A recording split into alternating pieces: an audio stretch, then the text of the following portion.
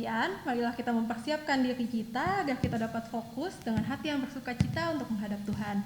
Marilah kita bersaat teduh terlebih dahulu.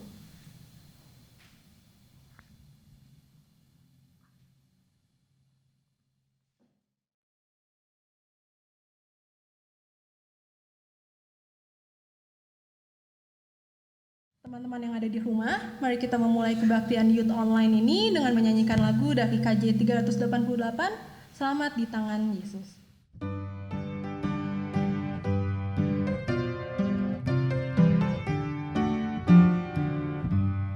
Selamat di tangan Yesus, aman pelukannya, dalam teduh kasih-Nya aku bahagia. Lalu merdu malaikat, olehku terdengar, dari negeri mulia damai sejahtera.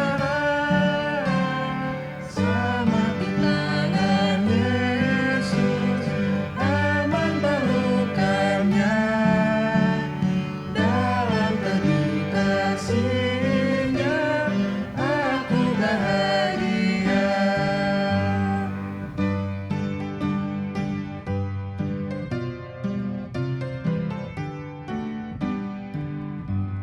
Selamat di tangan Yesus, aku tenang penuh. Dosa pun dan cobaan jauh dari diriku. Duka, cemas, dan bimbang, kuasa-Nya tak tertahan.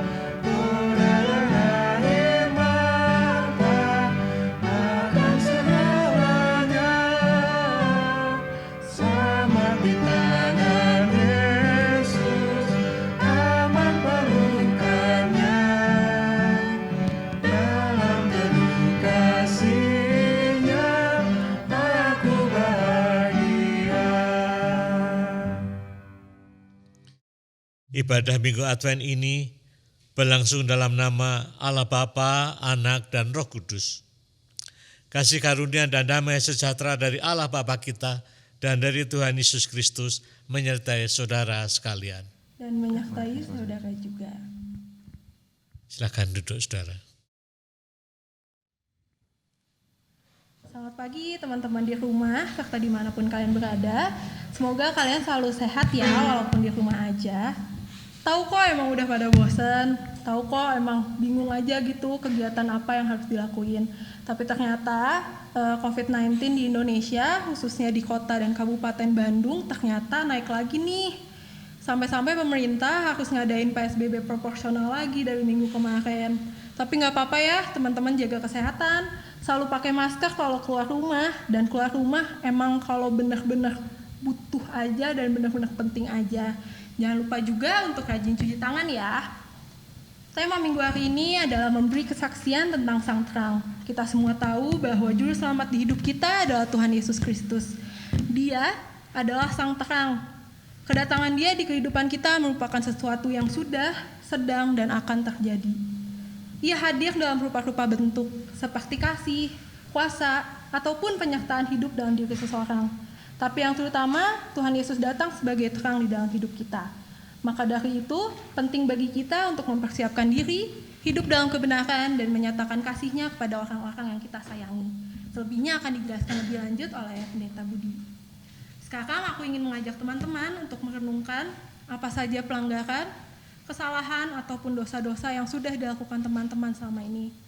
Alangkah baiknya kita bersama-sama meminta ampun kepada Tuhan. Mari kita berdoa.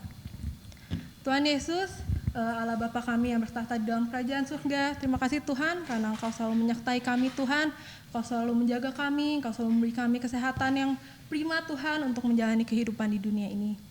Tuhan Yesus, kami ingin meminta ampun Tuhan atas segala pelanggaran ataupun dosa yang sudah kami lakukan Tuhan, baik kemarin, hari ini Tuhan.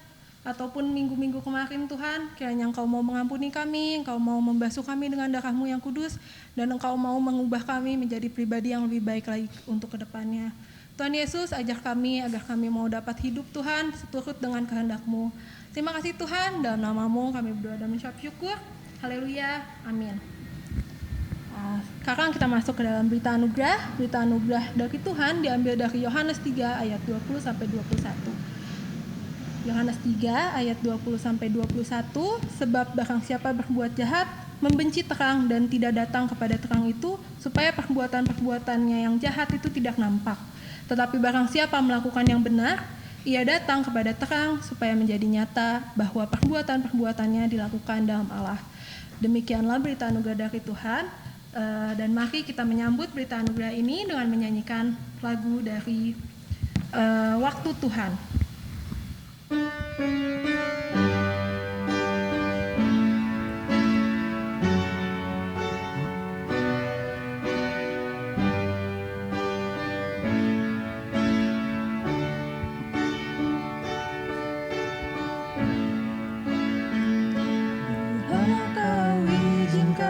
Sesuatu terjadi, ku percaya semua untuk kebaikanku. Bila nanti telah tiba waktumu, ku percaya kuasa-Mu memulihkan hidupku. Waktu Tuhan pasti yang terbaik, walau kadang tak mudah dimengerti. Lewati cobaan, ku tetap percaya waktu Tuhan pasti yang terbaik.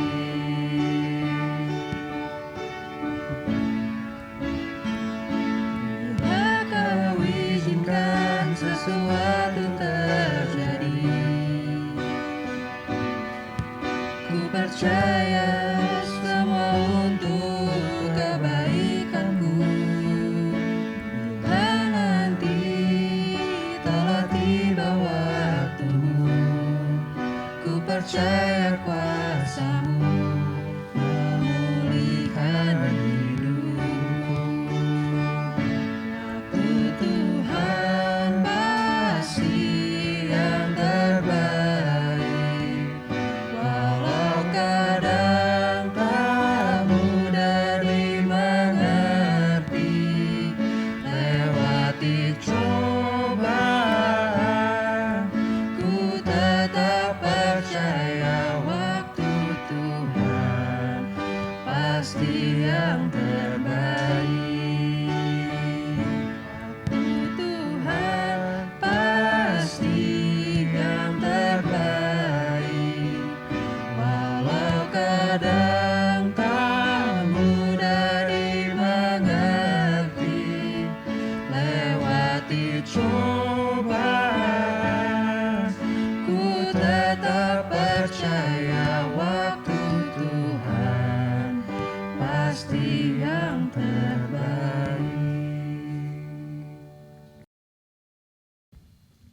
Marilah saudara sekalian kita bersama berdoa, mohon pimpinan Tuhan dalam pemberitaan firman.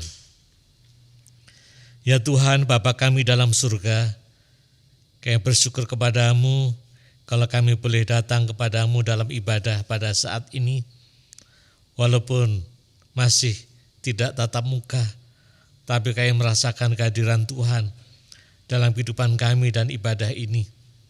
Satukan kami semuanya untuk terus beribadah kepada Tuhan. Ya Tuhan, saat ini kami hendak bersama membaca dan merenungkan firman-Mu.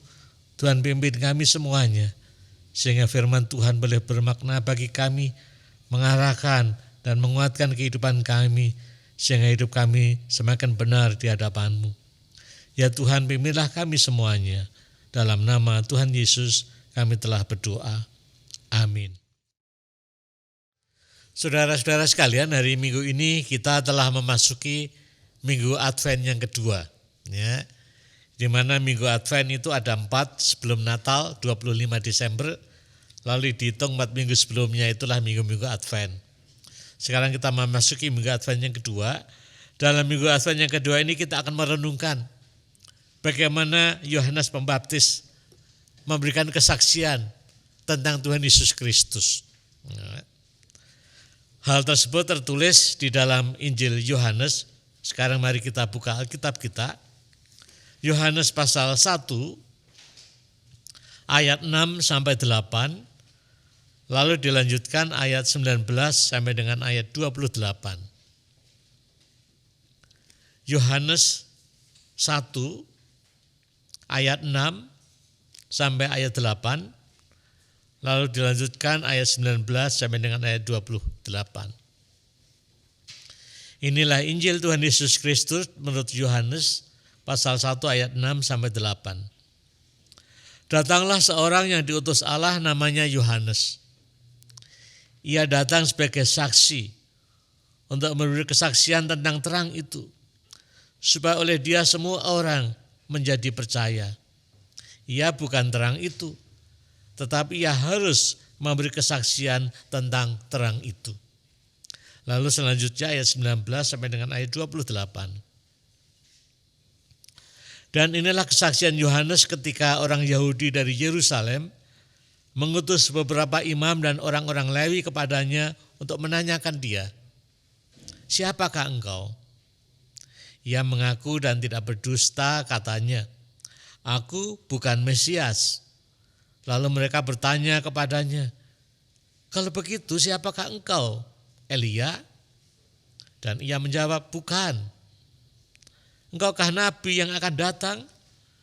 Dan ia menjawab, "Bukan." Maka kata mereka kepadanya, "Siapakah engkau? Sebab kami harus memberi jawab kepada mereka yang mengutus kami. Apakah katamu tentang dirimu sendiri?" Jawabnya, "Akulah suara orang yang berseru-seru di padang gurun, luruskanlah jalan bagi Tuhan, seperti yang telah dikatakan Nabi Yesaya." Dan di antara orang-orang yang diutus itu ada beberapa orang Farisi. Mereka bertanya kepadanya, katanya, "Mengapakah engkau membaptis jikalau engkau bukan Mesias, bukan Elia, dan bukan Nabi yang akan datang?" Yohanes menjawab mereka, katanya, "Aku membaptis engkau dengan air, tetapi di tengah-tengah kamu berdiri Dia yang tidak kamu kenal, yaitu Dia yang datang kemudian daripadaku. Membuka tali kasutnya pun aku tidak layak." Hal itu terjadi di Betania yang di seberang sungai Yordan, di mana Yohanes membaptis. Saudara sekalian, demikianlah firman Tuhan. Berbahagialah kita mendengarkan firman Allah dan memeliharanya. Maranatha. Saudara-saudara sekalian yang kami kasih dalam Kristus, renungan minggu Advent kedua ini adalah memberi kesaksian tentang Sang Terang. Ya, Sang Terang ini maksudnya adalah Tuhan Yesus yang datang. Tema ini diambilkan dari ayat yang ke-7 sebetulnya. Ya, ayat yang ke-7 mengatakan ia datang sebagai saksi untuk memberi kesaksian tentang terang itu. Ia di sinilah Yohanes. Maksudnya adalah Yohanes Pembaptis. Ya, kalau dalam bacaan ini Yohanes maksudnya adalah Yohanes Pembaptis. Jadi tema ini mau mengatakan Yohanes Pembaptis memberi kesaksian tentang Sang Terang, yaitu Tuhan Yesus. Jadi dalam khotbah ini kita akan merenungkan atau meneladani bagaimana Yohanes Pembaptis memberi kesaksian tentang Tuhan Yesus. Dan itulah akan kita lihat dan kita pelajari dan kita teladani. Ada 3 hal, saudara sekalian. Yang pertama, orang yang memberi kesaksian adalah orang yang tahu betul apa yang terjadi, siapa orang itu. Kalau Yohanes Pembaptis memberi kesaksian tentang Tuhan Yesus, Yohanes Pembaptis tahu betul dan mengenal betul siapa itu Tuhan Yesus. Yohanes Pembaptis tahu betul dan mengenal betul bahwa Tuhan Yesus adalah Mesias. Mesias artinya adalah yang diurapi Allah. Ya, zaman Perjanjian Lama, raja, nabi diurapi Allah untuk tugas khusus. dengan Tuhan Yesus disebut Mesias adalah diurapi Allah untuk tugas khusus, yaitu menyelamatkan dunia ini. Yohanes Pembaptis tahu betul soal itu. Maka waktu ada orang-orang utusan ya dari ahli-ahli agama Yahudi di Yerusalem mengutus datang kepada Yohanes Pembaptis, lalu tanya kepada Yohanes Pembaptis, siapakah engkau? Yohanes Pembaptis mengatakan dengan jelas, oh, aku bukan Mesias. Ya. Lalu Yesus menunjuk ya Mesias yang sebenarnya itu Tuhan Yesus. Dia mengatakan Mesias yang sebenarnya jauh lebih mulia. Bahkan ya dikatakan, aku membuka tali kasutnya pun aku tidak layak, itu ayat 27. Ya, membuka tali kasut itu adalah tugas seorang hamba. Seorang hamba melayani tuannya membuka tali kasut. Seorang hamba pun enggak layak ya bersikap ya. Ini seperti suatu perumpamaan ya. Seorang hamba pun enggak layak bersikap membuka tali kasut kepada Tuhan. Maksudnya mengatakan kita sebenarnya enggak layak di hadapan Tuhan. Ya. Jadi saudara sekalian, Yohanes Pembaptis tahu betul siapa itu Tuhan Yesus dan mengenal Mesias, juru selamat yang sangat mulia. Lalu ada satu lagi, bagaimana Yohanes Pembaptis mengenal Tuhan Yesus, itu ada di dalam ayat selanjutnya yang tidak kita baca tadi, ayat 29. Ya, saya bacakan ayat 29. Pada keesokan harinya Yohanes melihat Yesus datang kepadanya dan ia berkata, lihatlah anak domba Allah yang menghapus dosa dunia. Ya. Yesus diumpamakan sebagai anak domba Allah yang berkorban untuk menyelamatkan dunia ini, untuk menyelamatkan orang berdosa, yaitu kita semua. Ya, jadi inilah posisinya Yohanes Pembaptis sebagai saksi tentang Tuhan Yesus. Dia mengenal betul siapa itu Tuhan Yesus, yaitu Mesias yang dipilih Allah untuk menyelamatkan dunia bagaikan anak domba Allah. Ya, tahu betul. Maka dia bisa memberi kesaksian tentang Tuhan Yesus. Lalu yang kedua, saudara sekalian, orang yang memberi kesaksian itu harus tulus, ya, harus rendah hati. Maksudnya adalah kesaksiannya itu adalah untuk kepentingan yang disaksikan, bukan untuk kepentingan diri sendiri. Kalau Yohanes Pembaptis memberi kesaksian tentang Tuhan Yesus, berarti yang utama yang harus dituju adalah Tuhan Yesus. Yang dituju adalah Tuhan Yesus, bukan dirinya sendiri. Bukan dirinya supaya menjadi besar, bukan dirinya supaya dipuji-puji, bukan. Tapi menuju kepada Tuhan Yesus. Jadi saudara sekalian, Yohanes Pembaptis tahu betul siapa dirinya, dia menyadari, dia dikatakan suara berseru-seru di padang gurun yang membuka jalan bagi kedatangan Sang Mesias. Dia tulus memberitakan itu. Dia tidak ada kepentingan-kepentingan diri sendiri supaya dirinya diagungkan, dipuji, enggak. Dia tahu betul orang harus datang kepada Tuhan Yesus sebagai Mesias juru selamat, bukan datang kepadanya. Ya. Bahkan di dalam bagian yang lain, yaitu pasal Yohanes 3 ayat 30, di sana Yohanes Pembaptis mengatakan demikian. Ya. Dalam Yohanes pasal 3 ayat 30, Yohanes Pembaptis menyadari siapa dirinya dan siapa Tuhan Yesus. Ia harus makin besar, tetapi aku harus makin kecil. Nah, ini luar biasa ya. Seorang yang bersaksi harus bisa mengatakan seperti ini. Ia maksudnya Tuhan harus yang makin besar dimuliakan. Aku harus makin kecil. Ya. Itulah yang kedua, saudara sekalian, sebagai saksi dia harus tahu diri, ya, dia rendah hati, ya, dia tidak memakai kesaksiannya untuk kepentingan diri sendiri, tetapi untuk Tuhan yang disaksikan. Lalu yang ketiga, tujuan bersaksi itu apa? Supaya orang mengenal dan percaya siapa itu Mesias, siapa itu Tuhan Yesus. Itu dikatakan pada Yohanes 1 ayat yang ke-7 tadi. Ia datang sebagai saksi, maksudnya Yohanes Pembaptis datang sebagai saksi, memberi kesaksian tentang terang itu, tentang Tuhan Yesus. Supaya oleh dia semua orang menjadi percaya. Itulah tujuannya. Supaya semua orang percaya kepada Tuhan Yesus dan diselamatkan. Ya, jadi itulah tujuan kesaksian. Sekarang dari yang ketiga itu yang dilakukan oleh Yohanes Pembaptis, apa relevansinya, maknanya bagi kita pada masa kini?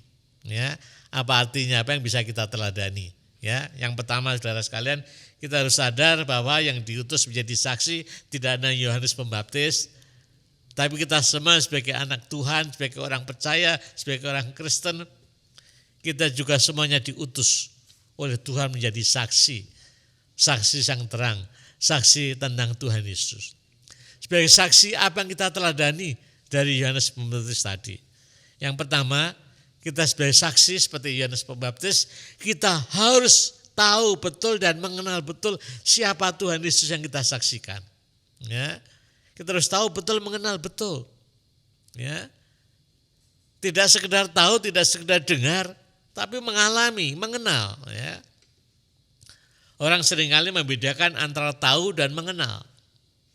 Kalau tahu ya sekedar tahu ya. Kalau saya tanya kepada saudara, apakah saudara tahu siapa itu Jokowi? Oh tahu ya, Jokowi presiden kita.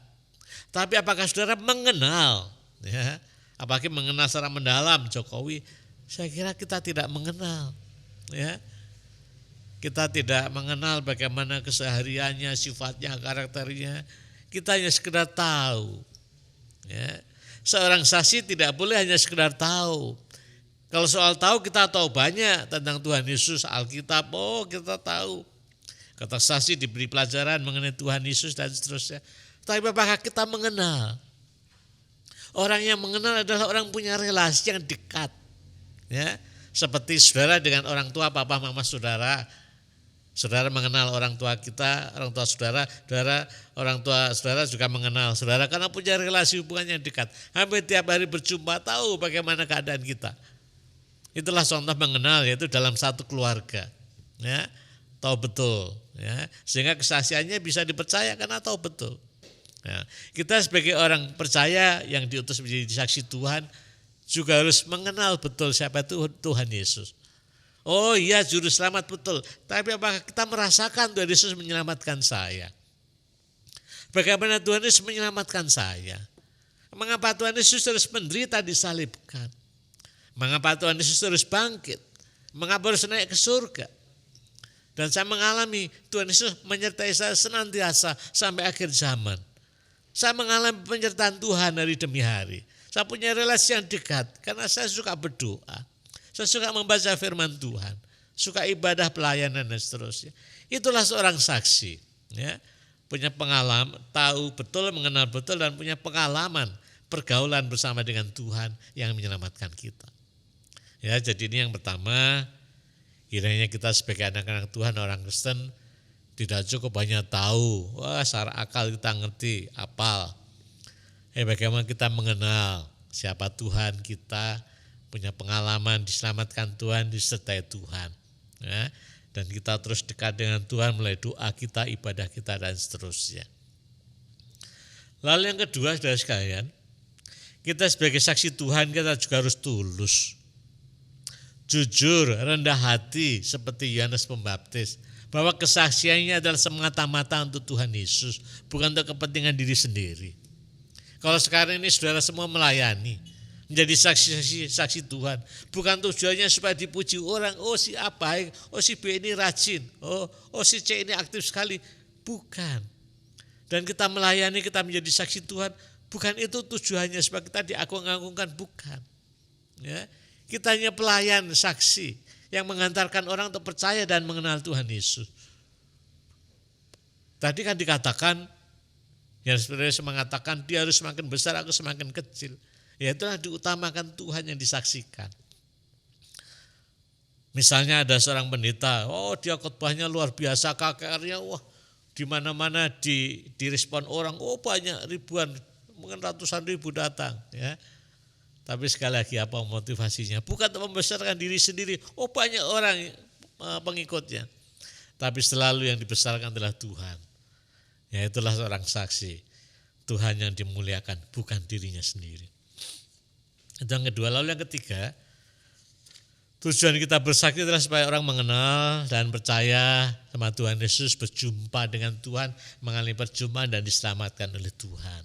Ya. Melalui apa? Melalui kesaksian kita. Bagaimana kita bersaksi? Ya, sekarang lebih konkret bagaimana kita bersaksi supaya orang bisa melihat Tuhan Yesus yang menyelamatkan, yang mengasihi dunia ini. Bersaksi macam-macam sih sebetulnya ya. Secara garis besar saya akan sebutkan kira-kira seperti ini. Bisa secara langsung maupun tidak langsung ya. Langsung itu misalnya kalau kita sudah dekat dengan teman kita bicara mengenai Tuhan Yesus, mengenai keselamatan ya langsung. Tapi bisa juga enggak langsung ya. Apa? Yaitu melalui sikap hidup kita, melalui perbuatan kita yang baik ya, melalui kehidupan kita yang bisa dipercaya. Kehidupan kita yang jujur, kehidupan kita yang baik, yang benar, yang adil. Orang akan melihat, oh orang ini memang bisa dipercaya. Mengapa? Karena di dalamnya ada Tuhan, ya. Ada Tuhan yang memimpinnya, maka hidupnya bisa dipercaya, ya. Jadi itu secara tidak langsung, ya, melalui sikap hidup kita, perbuatan kita. Kalau saudara sebagai pelajar, ya belajar dengan benar, tidak nyontek, ya. Kita bisa bergaul dengan teman-teman dengan baik. Kita bisa bersama-sama dengan teman yang lain, bekerja sama melayani dan seterusnya, melaksanakan tugas juga dengan penuh tanggung jawab, sehingga orang melihat memang ada Tuhan dalam hati kita, ya, sehingga dimunculkan hal-hal yang baik, sehingga orang akan mau mendengarkan kita. Tapi kalau hidup kita nggak bisa dipercaya, nggak benar, kata-katanya nggak bisa dipegang, bagaimana orang percaya omongan kita?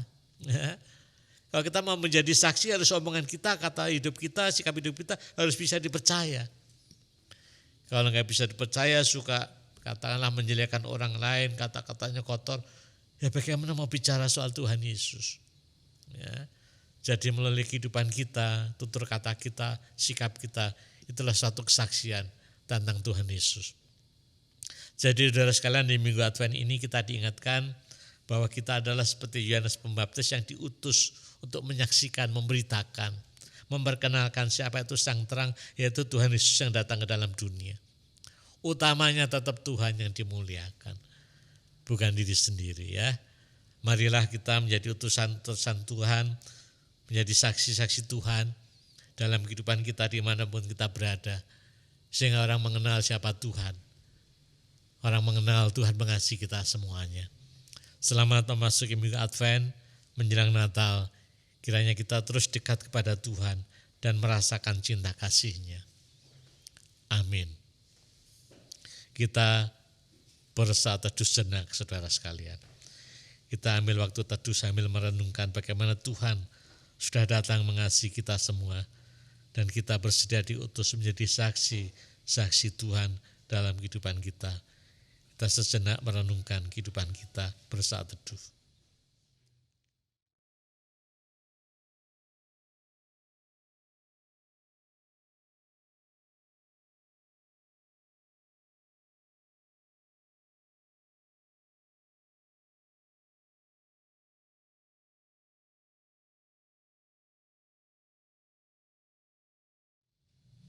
Amin.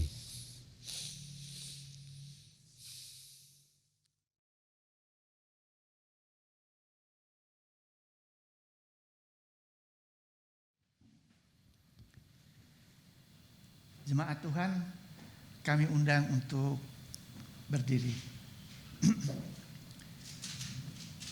Bersama umat Tuhan di sepanjang abad dan tempat, marilah kita mengucapkan pengakuan iman kita menurut pengakuan iman rasuli. Demikian. Aku percaya kepada Allah, Bapa yang Maha Kuasa, Halik langit dan bumi, dan kepada Yesus Kristus, anaknya yang tunggal Tuhan kita, yang dikandung dari Roh Kudus, lahir dari anak darah Maria, yang menderita sengsara di bawah pemerintahan Pontius Pilatus, disalibkan, mati dan dikuburkan, turun ke dalam kerajaan maut. Pada hari yang ketiga, bangkit pula dari antara orang mati, naik ke surga, duduk di sebelah kanan Allah, Bapa yang Maha Kuasa, dan dari sana Ia akan datang untuk menghakimi orang yang hidup dan yang mati.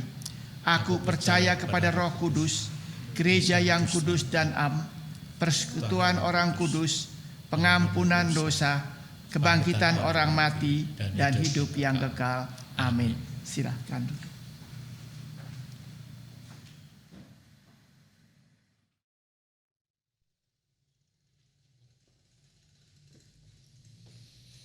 Kita lanjutkan dengan menaikkan doa-doa syafaat kita. Mari saudara sekalian kita berdoa. Ya Tuhan, Bapa kami dalam surga, kami bersyukur kepadamu kalau kami sebagai gereja Tuhan Yesus Kristus boleh memasuki minggu-minggu Advent menjelang Natal. Kami diingatkan kembali betapa Tuhan sungguh mengasihi dunia yang rusak ini dan Tuhan datang untuk menyelamatkannya. Dan kami bersyukur kami boleh merasakan cinta kasih-Mu. Kami boleh percaya kepada Tuhan. Ya Tuhan, kiranya pengalaman kasih Tuhan dalam hidup kami ini boleh kami saksikan dalam kehidupan kami sehari-hari. Bagaimana kami menjadi saksi-saksi Tuhan yang setia, yang tulus, yang benar, yang dapat dipercaya. Bukan saksi untuk kepentingan diri kami, dipuja, dipuji, tapi untuk kemuliaan nama Tuhan. Biarlah banyak orang semakin mengenal dan merasakan cinta kasih-Mu. Ya Tuhan, ampunilah kami kalau kami seringkali dalam kehidupan ini mengecewakan Tuhan. Tolonglah Tuhan ubahkan hidup kami sehingga semakin benar menjadi saksi-saksi Tuhan yang setia.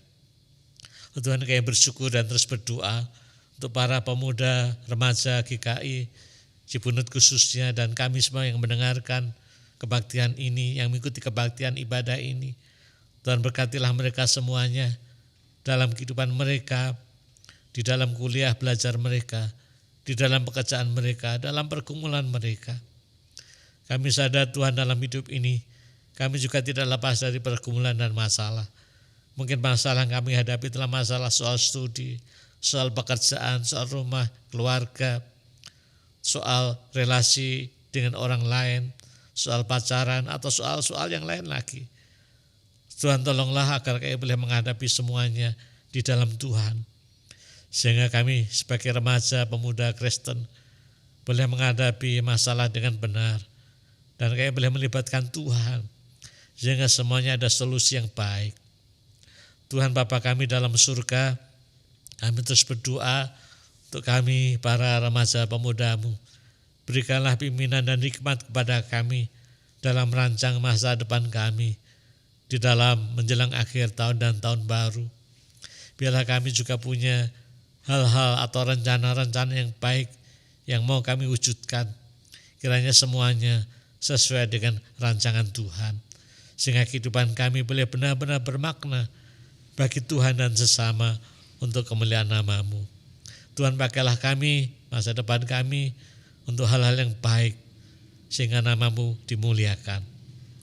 Tuhan Bapa kami dalam surga, masih dalam situasi pandemi virus corona ini, kami terus berdoa untuk pemerintah, masyarakat dan semua pihak boleh bersama-sama menyadari akan adanya virus yang mengancam hidup ini, sehingga kayak benar-benar mewaspada dengan hidup protokol yang baru, protokol kesehatan yang sudah ditetapkan. Biarlah kami boleh menjaga jarak, terus memakai masker, menghindari kerumunan, dan kami juga terus bisa saling mengingatkan. Ya Tuhan, kami juga terus berdoa untuk rencana vaksinasi, untuk vaksin-vaksin yang sudah diteliti ataupun masih dalam penelitian atau sedang dalam distribusi. Biarlah Tuhan juga pakai semuanya itu untuk hal yang baik mengendalikan virus ini. Khususnya di Indonesia, di akhir tahun atau awal tahun akan dilaksanakan vaksinasi. Bila semuanya juga direncanakan dengan baik. Ya Tuhan, pakailah gereja-gereja-Mu di Indonesia, semua orang percaya, semua orang Kristen boleh menjadi anak-anak Tuhan yang mewujudkan hal yang baik, yang bisa menyadari bahwa hidup pada hakikatnya adalah anugerah Tuhan. Sehingga kami boleh menghargai hidup ini dengan baik, tidak menyia-nyiakannya, dengan hidup sesuai protokol yang baik, yang benar. Ya Tuhan, terima kasih, inilah doa kami semuanya. Kami panjatkan dalam nama Tuhan kami, Yesus Kristus. Amin.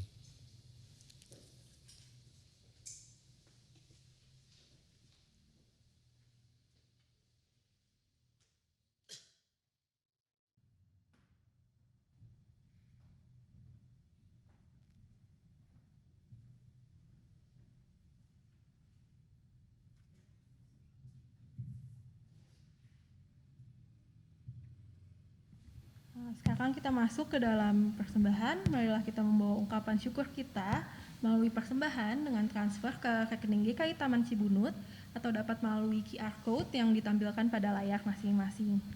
Persembahan kita diambil dari Imamat 19 ayat 5. Imamat 19 ayat 5, apabila kamu mempersembahkan korban keselamatan kepada Tuhan, kamu harus mempersembahkannya sedemikian hingga Tuhan berkenan akan kamu. Mari kita berdoa. Tuhan, terima kasih karena kami sudah mendapatkan sedikit dari firman-Mu Tuhan. Terima kasih Tuhan karena kami selalu dibaharui oleh firman yang telah Engkau berikan. Karena kami sudah memberikan sedikit dari apa yang sudah kami lakukan di dunia ini Tuhan, kiranya dapat berkenan Tuhan untuk pembangunan gereja-Mu atau untuk membantu orang-orang yang membutuhkan. Dan juga kiranya Engkau memberkati kami Tuhan agar kami juga dapat selalu berusaha agar kami dapat hidup dengan baik Tuhan dan sesuai dengan kehendak Engkau. Terima kasih Tuhan, di dalam nama-Mu kami berdoa dan mengucap syukur. Haleluya, amin. Teman-teman yang ada di rumah, kita sudah sampai di penghujung kebaktian.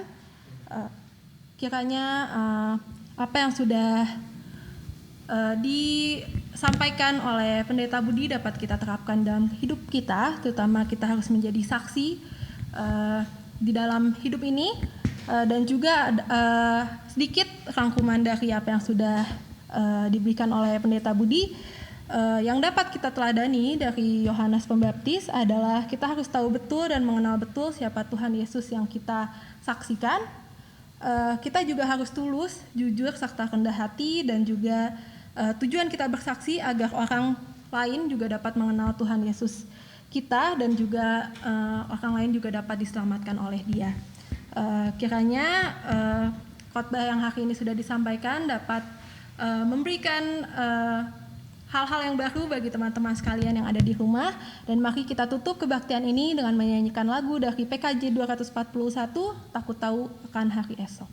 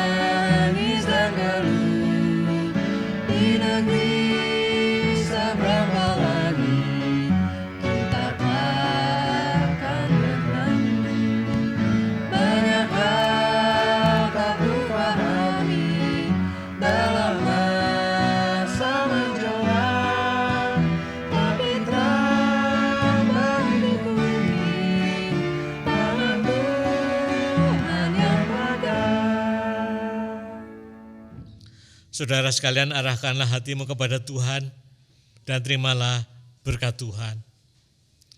Tuhan memberkati engkau dan melindungi engkau. Tuhan menyinari engkau dengan wajah-Nya dan memberi engkau kasih karunia. Tuhan menghadapkan wajah-Nya kepadamu dan memberi engkau damai sejahtera. Maranatha. Maranatha, Maranatha,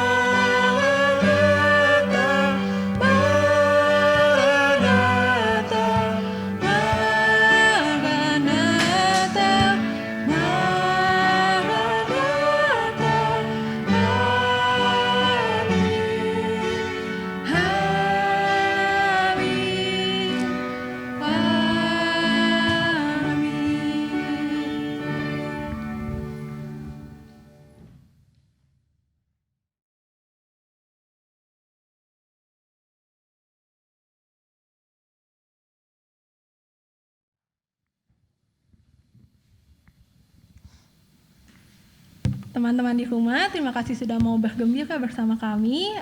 Selamat hari Minggu, Tuhan Yesus memberkati.